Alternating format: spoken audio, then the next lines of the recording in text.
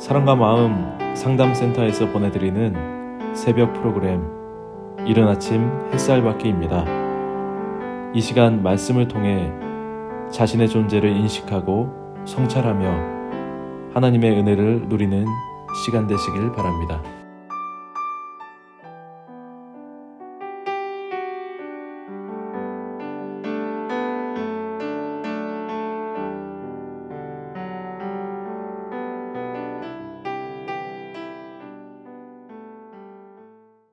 이른 아침 햇살 받기 시간입니다.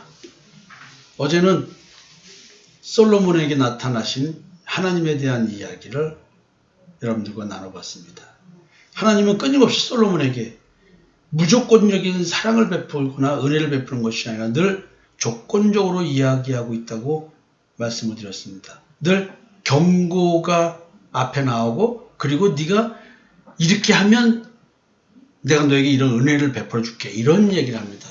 그래서 저는 그 전부터 성경 읽을 때 솔로몬에 대해서 하나님은 뭐가 못마땅하실까. 그래서 계속 왜 경고의 메시지 나는 너가 불안해라는 의미를 담고 말을 하고 계실까. 참 안타까움이 좀 있습니다. 이어서 이제 말씀을 나눠보려고 하는데요. 열왕기상 9장 10절부터 오늘 끝에까지 살펴보려고 하는데 10절부터 14절까지는 솔로몬과 히람이 무언가 주고받는 거래를 하는 이야기입니다. 솔로몬이 두 집, 곧 여호와의 성전과 왕궁을 20년 만에 건축하기를 마치고 갈릴리 땅의 성읍 20곳을 히람에게 주었으니 이는 두로왕 히람이 솔로몬에게 그 온갖 소원대로 백향목과 잣나무와 금을 제공하였습니다. 히람이 두로에 와서 솔로몬이 자기에게 준 성읍들을 보고 눈에 들지 아니하여 이르기를 내 형제여 내게 준 이 성읍들이 이러한가 하고 이름하여 가불 땅이라 했더니 그 이름이 오늘까지 있느니라. 히람이 금 120달란트를 왕에게 버리었더라. 자, 뭔가 좀 이상하죠? 성전 건축과 왕궁 건축을 위해서 많은 자재들을 공급한 히람 왕에게 왜 마음에 안 들게 성읍을 쳤을까요? 그럼에도 불구하고 또 금을 보내는 히람 왕. 이게 뭐 여러 가지 주석주는 의미 있지만 이런 사실이 있었다라는 것만 아시고 다음 주에서 우리의 말씀을 좀 살펴봤으면 좋겠습니다. 이제 열왕기상에서는 솔로몬의 업적에 대한 이야기를 쭉 합니다. 솔로몬 왕이 역군을 일으킨 까닭은, 즉 일하는 사람들을 일으킨 까닭은 이러하니 여호와의 성전과 자기 왕궁과 밀로와 예루살렘 성과 하솔과 무깃도와 게세를 건축하려 하였습니다. 그러니까 수많은 일꾼들을 동원했다는 얘기죠. 그래서 이제 이러이러한 건축을 했다라고 이야기를 합니다. 그 다음에 이제 뒤에 쭉 본문을 제가 읽어드리지 않고요. 개념적인 얘기만 좀 드리려고 합니다. 가나안에 거주하던 족속의 강력한 저항으로 인해서 솔로몬이 아직 정복하지 못한 땅이 있었습니다. 근데요, 바로 왕이 그 성읍을 정복해서 자기 딸의 결혼 지참금으로 솔로몬에게 주었습니다. 참, 희한한 얘기죠? 그게 이제, 게셀이었습니다. 근데 애굽왕 바로가 게셀을 정복할 때 준비를 멸절시키고 완전히 불살라버렸습니다. 마치 보복을 하는 것 같은 전투행위가 있었다고 합니다. 그래서 이것은 아마 자꾸 애굽의 해안을 노략질하니까 보복한 것이 아니냐라고 이야기도 합니다. 하여튼 이런 이야기도 기록되어 있고요. 국고성에 대한 얘기를 좀 해보려고 합니다. 국고성은 나라에 필요한 물품이나 군량미를 비축하는 장소거든요. 그래서 이제 평화식이고 엄청난 힘을 자랑하는 그런 다윗 왕이었기 때문에 여기에 대단한 물건들이 많이 있었겠지요. 그래서 요새화 시켰을 것이 당연할 것입니다. 이런 얘기를 하고 있습니다. 그 다음에 마병의 정이 있었다고 말합니다. 말을 관리하고 또 기병들이 있었다라는 얘기를 하고 있습니다. 그리고 이제 역군들, 즉 일하는 성전 건축과 왕궁을 건축하기 위한 일꾼들을 끄집어 모을 때 그 지역에 남아있던 가나안 땅을 정복하고 그리고 그래도 살아남은 가나안의 토착민들, 그들을 노예로 삼아 일하는 일꾼으로 삼았다는 얘기예요.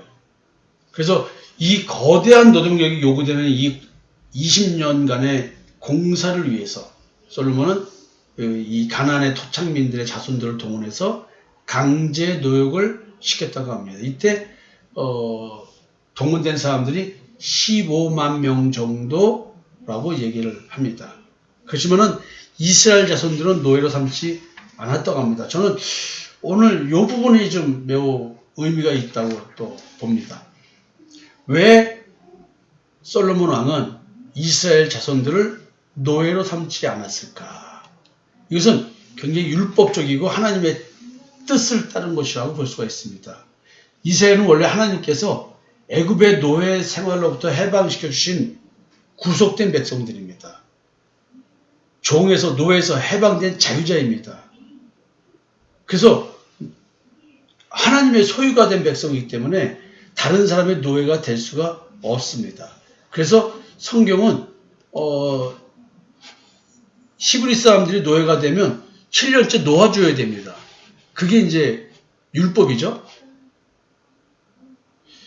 여러분, 우리가 지금 자유민주주의를 굉장히 가치 있게 여기는 것은 사회정치적으로 이렇게 애굽에서 해방된 노예에서 자유자가 된 이것이 성경적이기 때문에 그렇습니다.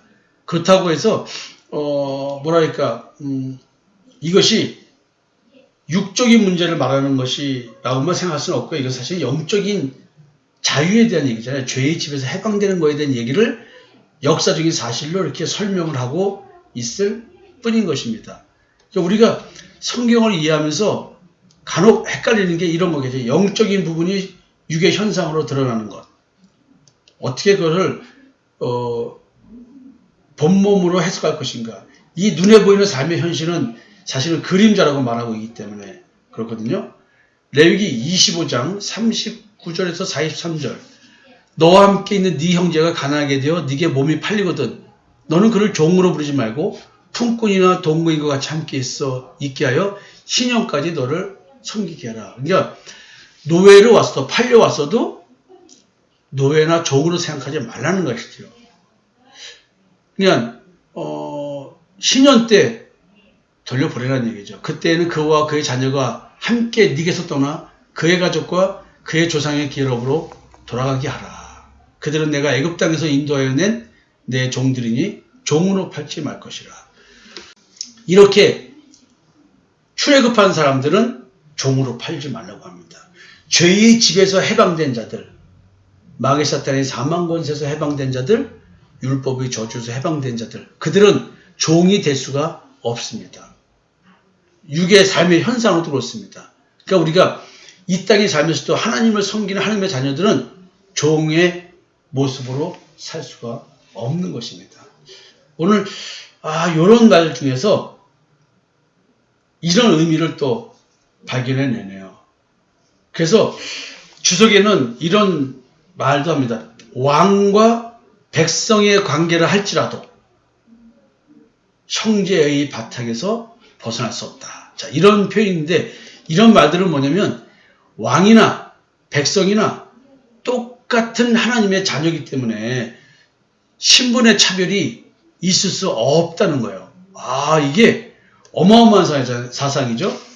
자, 여러분, 신명기 17장 14절부터 20절에 이런 얘기가 나와 있어요. 네가 네 하나님 여호와께서 네게 주시는 땅에 이르러 그 땅을 차지하고 거주할 때에 만일 우리도 우리 주위의 모든 민족같이 우리 위에 왕을 세워야겠다는 생각이 나거든 반드시 네 하나님 여호와께서 택하신 자를 네 위에 왕으로 세울 것이며 네 위에 왕을 세우려면 네 형제 중에서 한 사람을 할 것이요 네 형제 아닌 타국인을 네 위에 세우지 말 것이며 그는 병마를 많이 두지 말 것이요 병마를 많이 얻으려고 그 백성을 애굽으로 돌아가게 하지 말 것이니 이는 여호와께서 너희에게 이르시기를 너희가 이 이후에는 그 길로 다시 돌아가지 말 것이라 하셨음이며 그에게 아내를 많이 두어 그의 마음이 미혹되게 하지 말 것이며 자기를 위해 은금을 많이 쌓지 말 것이니라. 이게 좀 가만히 보면요, 너무 재밌는 이야기가 아닐 수 없습니다. 자, 이어서요. 그가 왕위에 오르거든 이 율법서의 등사본을 레위 사람 제사장 앞에서 책에 기록하여 평생에 자기 옆에 두고 읽어 그의 하나님 여호와 경외하기를 배우며 이 율법의 모든 말과 이 규례를 지켜 행할 것이라. 그리하면 그의 마음이 그의 형제 위에 교만하지 아니하고 이 명령에서 떠나 좌로나 우로나 치우치지 아니하리니 이스라엘 중에서 그와 그의 자손이 왕이 있는 날에 장구하리라. 자, 왕이라 할지라도요, 형제 위에 교만하지 아니하고 하나님의 명령에서 떠나 좌로나 우로나 치우치지 않게 하라는 거예요. 그러니까 왕이나 백성이나 하나님의 말씀 앞에 차별 없이 서 있는 겁니다. 이런 것을 바탕으로 해서, 이런 하나님의 말씀을 바탕으로 해서 이 땅의 정치도 이루어져야 되고 우리 현실의 삶도 그래야 됩니다. 높고 낮음이 없습니다. 의사결정에는 높고 낮음이 있을 수 있지만 하나님 앞에서는 내가 높은 자리에 있다고 해서 교만할 수 없다는 것입니다. 그래서 이제 솔로몬은 이런 것 때문에 이스라엘 백성들 노예 삼지 않았고 그들을, 노예들을, 즉 가나안 땅의 사람들을 부리는 군사와 장관을 썼다고 얘기를 합니다. 그런데요, 실제로 그랬을까요? 노예들이 15만 명의 정도가 동원이 됐고 이스라엘 백성들은 한 3만 정도가 동원됐다고 합니다. 근데 노예들을 부리는 데 있어서 그들이 일하는 양이 많았다고 한다면 이스라엘의 자손도 일을 많이 했다고 봐야 됩니다. 그러니까 지금 도리어 이스라엘 백성들도 굉장히 곤욕스러운 삶을 살았다고 해도 과언은 아닌 것 같아요. 그래서 결국 노역사물을 총괄하는 감역관의 존재와 솔로몬이 죽은 다음에 르호보암을 향해서 백성들이 호소하고 탄호했던 것을 보면은 노예가 아니라 할지라도 이스라엘 백성들도 굉장히 고생을 하지 않았을까라는 이야기를 할 수 있을 것 같습니다. 뭐 아무튼 이런 이야기도 있어서 근본적으로는 우리가 이제 노예의 역할을 할 수는 없다는 것입니다. 우리는 자유자인 것입니다. 그래서 이제 역사를 감독하는 그 리더들이 550명 있었다고 합니다. 감독들이죠. 이들은 상급 감독으로서 이스라엘 사람 250명, 가나안 사람 300명으로 이렇게 구성되어 있었다고 얘기를 하네요. 그 다음에 이제 다윗이 살던 궁은 법궤가 머물러 있었고 거룩한 장소니까 바로의 딸 그 정략 결혼한 그 공주를 다윗이 살던 궁에 살게 할 수는 없었기 때문에 이제 따로 궁을 별궁을 건축해서 또 이전시키고 하는 내용들이 있었죠. 지금 오늘 이야기는 이런 얘기들이 기록되어 있고 솔로몬이 하나님을 위해서 무교절, 칠칠절, 초막절 이때 3번씩 제사를 지냈다라고 기록되어 있습니다. 끊임없이 솔로몬은 하나님 앞에 이렇게 은혜를 강구하면서 나아갔습니다. 결론적인 얘기지만 그런데도 왜 솔로몬은 결국 우상을 섬기는 자로 바뀌었을까요? 참 너무나 안타까운 이야기입니다. 오늘 열왕기상 9장에서 여러분들이 마지막 절에 뭐라고 되어 있냐면요. 솔로몬 왕이 에돔 땅 홍해 물가의 에로 근처 에시온 게벨에서 배들을 지은지라. 히람이 자기 종 곧 바다에 익숙한 사원들을 솔로몬의 종과 함께 그 배로 보내매 그들이 오빌에 이르러 거기서 금 420달란트를 얻고 솔로몬 왕에게로 가져갔더라. 요 양이 어느 정도냐면 노예 60만 명을 살 수 있는 돈이라고 합니다. 그러니까 솔로몬이 어느 정도냐, 이 정도라는 것이죠. 그래서 여태까지는 지파 중심으로 농경 문화를 이뤘고 목축에 주력했지만 이스라엘은 더 이상 농경과 목축을 주력하는 그런 나라가 아니라 상공업의 물결이 밀려 들려옴으로써 도시 문화가 발달하게 되었답니다. 그래서 이제 이로 인해서 체계적이고 대외적인 국가 조직은 갇혀갔지만 도리어 그 수많은 나라와의 교역을 통해서 우상 숭배도 역수입되는 묘한 일들이 벌어졌다고 합니다. 자, 여러분, 오늘은 여러분들이 생각해 줄 일이 뭐냐면 우리는 노예와 종이 아니다. 어느 누구도 우리를 노예와 종을 삼을 수 없다. 이런 이야기는, 신명기의 이런 이야기들은 왕이나 백성이나 우리는 같다, 하나님 앞에.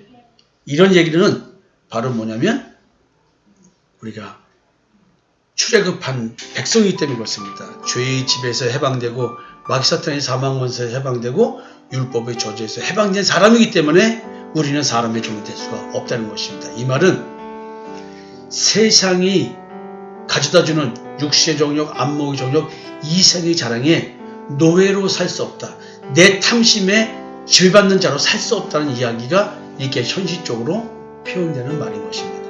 여러분, 오늘도 하나님이 주신 소원을 두고 살아야지 내 욕심대로 살지 않는 하루가 되었으면 좋겠습니다.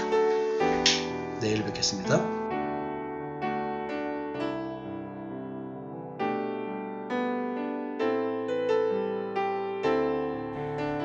지금까지 사랑과 마음 상담센터에서 보내드린 새벽 프로그램 이른 아침 햇살받기였습니다. 오늘도 마음을 치료하시는 하나님의 사랑을 느끼며 믿음 안에서 마음의 쉼을 누리는 하루를 보내시길 바랍니다.